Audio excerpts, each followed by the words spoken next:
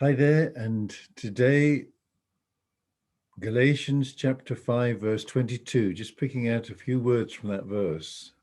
But the fruit of the Spirit is faithfulness. Well, there was once a factory foreman who was responsible for the sounding of the klaxon that indicated the finish of the working day. He knew he must be 100% accurate and took comfort from a watchmaker whose shop he passed every day on his way to work. In the window was a clock, and he always set his watch by it. One day, the watchmaker was standing in the door of the shop, and he stopped to thank him. "How do you get it to be so accurate?" he asked him. "Oh, that's very simple," said the watchmaker.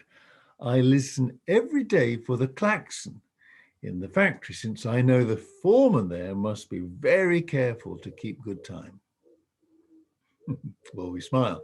And it's often true that we judge our faithfulness by comparing ourselves with other Christians. When Daniel the prophet was exiled in Babylon, he was offered unclean food from the king's table.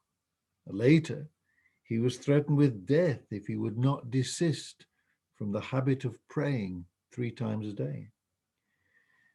Daniel may have seen thousands of compromising Jews all around him, who may have argued that it would do no harm. But Daniel set his watch by what he discovered in the secret place with God. The nature of God is the very bedrock of the universe. God is like the sun in the sky.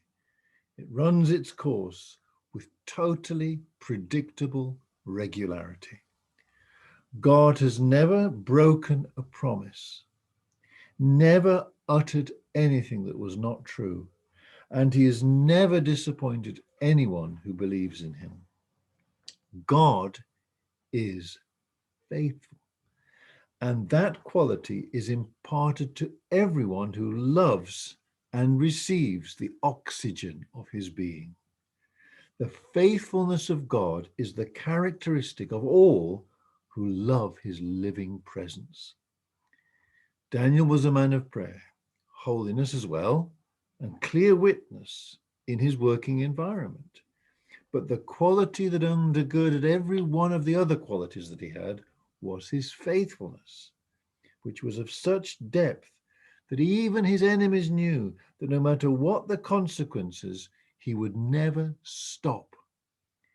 We must be faithful in our love of God's presence and set our spiritual clocks by what we see there. God bless you.